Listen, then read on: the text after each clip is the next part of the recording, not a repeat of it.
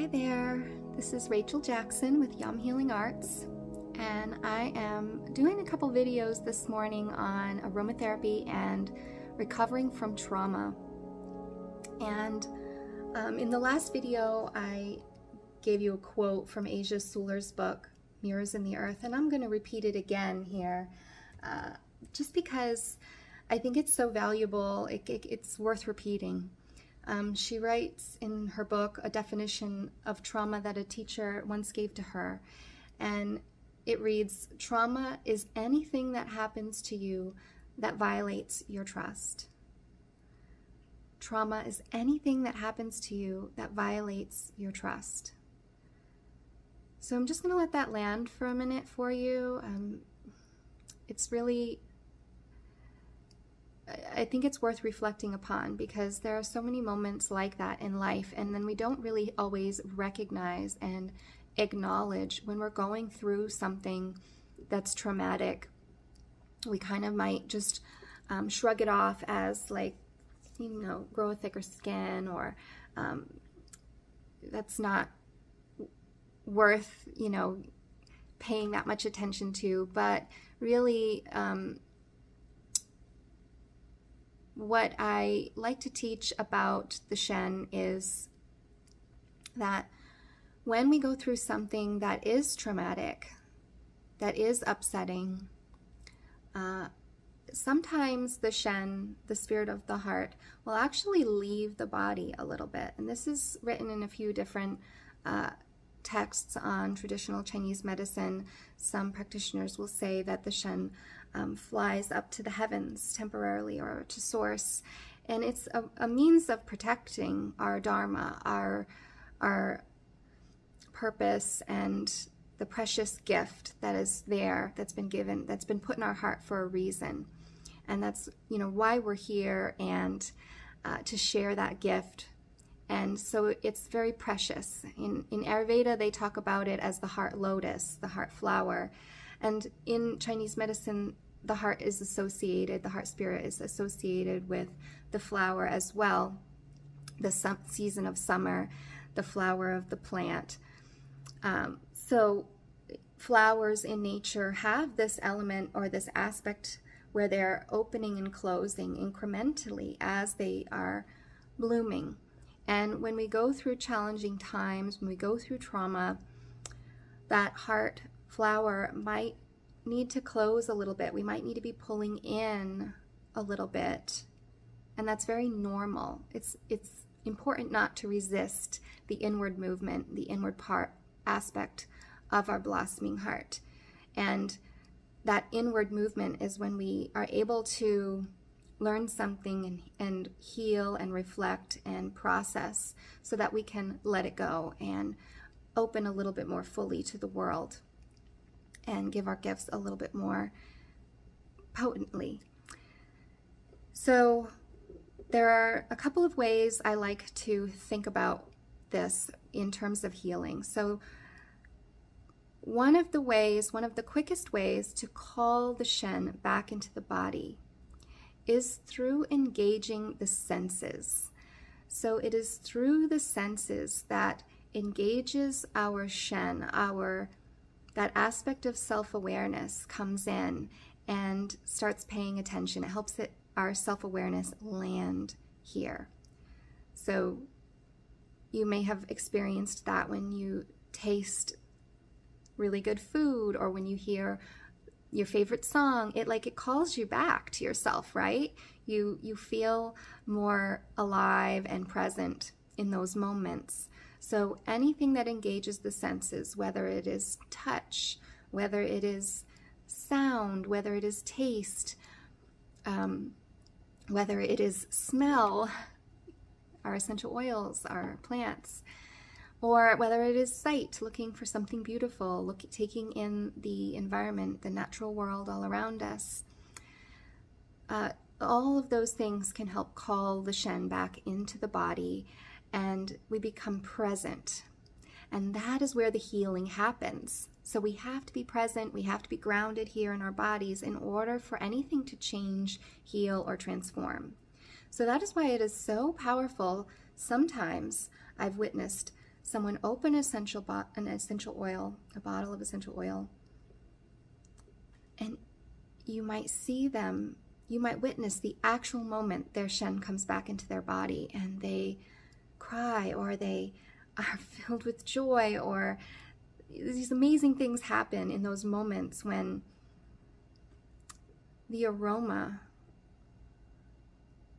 triggers a memory or triggers some sort of healing response within them, and suddenly they're 100% present with you.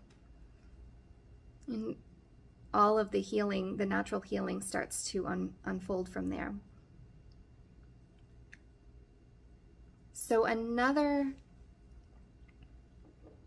way of calling the Shen back into the body is to truly see someone. So if you're sitting with a friend, if you're sitting with a loved one, getting really present and truly seeing them, listening to their words, listening to the sound of their voice, listening to the energy of what they're telling you, and not just seeing, their ego or their fear response or the story, but seeing them, their spirit, their essential nature, who they are, and giving them that, not trying to tell them what to do. We're not trying to fix them. We're not trying to fix the problem or change anything, but just being 100% present with somebody can be so valuable and can be so healing.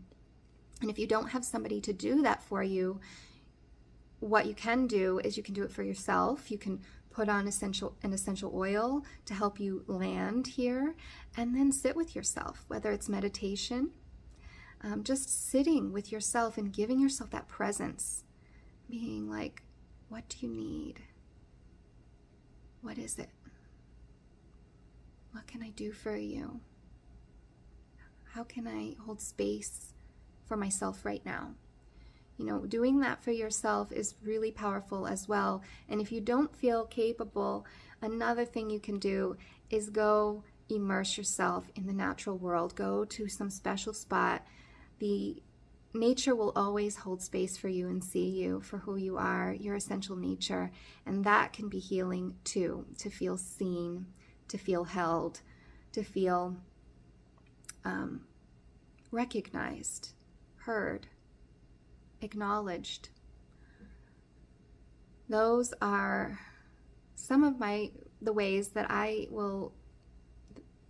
those are some of the things that I think about when I'm looking to call my own heart spirit back into my body during challenging times, or when I'm doing that for somebody else. So one of the essential oils that I'll bring in here is, I've shared it a few times, it's one of my favorites, Albanian lavender. I share her in a lot of places, but lavender is such a multifaceted essential oil in general, but this Albanian lavender is a lot more earthy and complex and grounding. I like her because she's not so sweet. She's more earthy and herbal. She's different. I just like her. And lavender can be a really useful essential oil to bring in for comfort, and also for when we're going through those turbulent times, those traumatic moments, especially when there's like a lot of layers to the emotional process of that. Like maybe it's a little emotionally confusing, losing a loved one that you had a difficult relationship with, or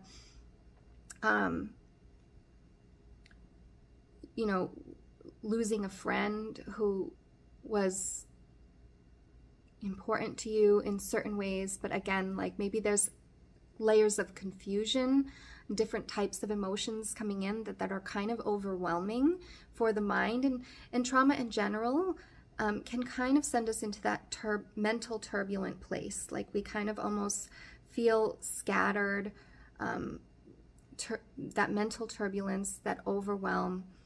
And so sometimes it can be really overwhelming when somebody all of a sudden is paying attention to us and seeing us, and we're like, all of those, our heart comes back in, and it threatens to almost overwhelm the mind. Like we've got, like when somebody you don't even know that well is being really present with you and you feel like you're on the verge of tears. I don't know if you've ever had that happen. And you're like, well, I don't really know this person that well. And so like, this is a little awkward because I'm just going to cry right now. Lavender is your plant ally during that time. And putting it on regularly during those acute stages of trauma, when you know you're processing it a little bit more, maybe every 2-3 hours you put a couple drops on your heart, just to get your footing, just to find some self-regulation, to find some stability again and that comfort. And it's not really like you're repressing your emotions, it's more of like soothing so that it can kind of come through in a more regulated way instead of an overwhelming way. So I hope that that helps. You can use whatever you have on hand. Any lavender will do.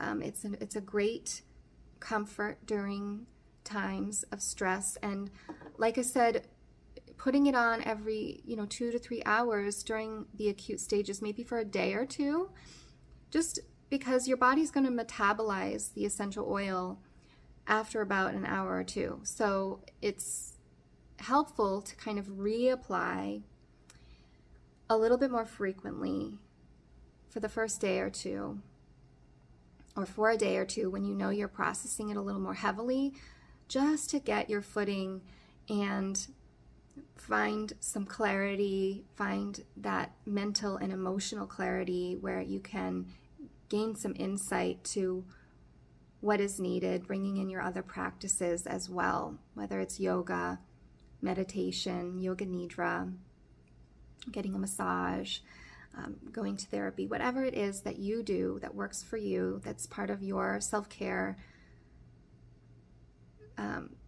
tools. The essential oils, the aromatherapy can be a great supplement to that, to help you work through your process and gain insight to whatever is needed and the next best step for you.